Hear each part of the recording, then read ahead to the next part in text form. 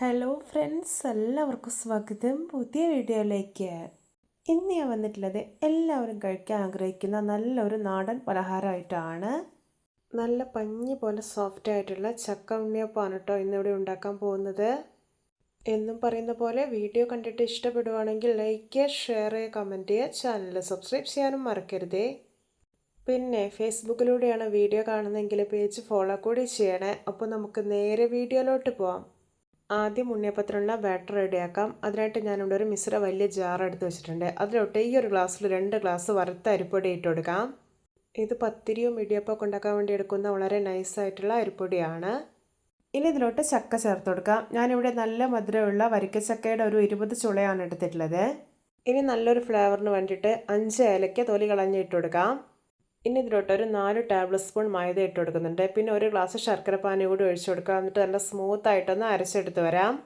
ഞാനിവിടെ 2.5 അച്ച് ശർക്കര ഉരുക്കിയെടുത്തിട്ടുള്ളതാണ്.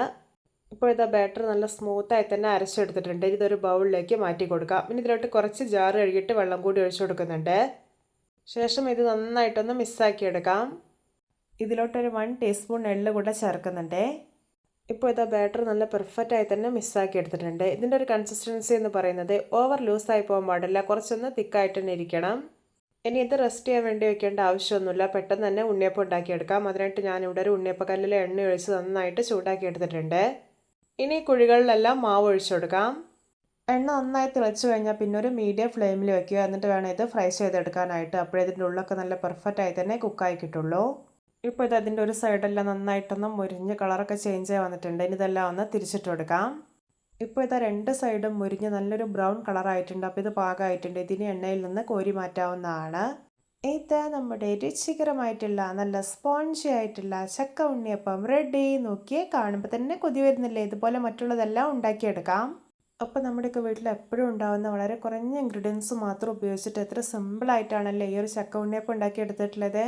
ഇപ്പോൾ ചക്ക സീസൺ ആയതുകൊണ്ട് സുലഭമായി തന്നെ ചക്ക കിട്ടുമല്ലോ. എല്ലാവരും ഇതുപോലെ ഒന്ന് ഉണ്ടാക്കി നോക്കാൻ മറന്നു പോയതേ. ഇത് കണ്ടോ, ഇതിൻ്റെ പുറമേക്ക് നോക്കി എന്തോരം ക്രിസ്പി ആയിട്ടായിരിക്കുന്നത്. ഉള്ളൊക്കെ കണ്ടോ, നല്ല പഞ്ഞി പോലെ സോഫ്റ്റുമാണ്. ഇതുപോലെ മാവ് നല്ല പെർഫെക്റ്റ് ആയിട്ട് റെഡിയാക്കിയാൽ ഒട്ടും എണ്ണയൊന്നും കുടിക്കില്ല. അപ്പോൾ എല്ലാവർക്കും എൻ്റെ നാടൻ ചക്ക ഉണ്ണിയപ്പം റെസിപ്പി ഇഷ്ടപ്പെട്ടെന്ന് വിചാരിക്കുന്നു. ഇഷ്ടപ്പെട്ടാൽ സപ്പോർട്ട് ചെയ്യാൻ മറക്കരുതേ. അപ്പോൾ ഇതുപോലെയുള്ള വെറൈറ്റി വീഡിയോകളായി നമുക്ക് വീണ്ടും കണ്ടുമുട്ടാം. Okay, bye bye.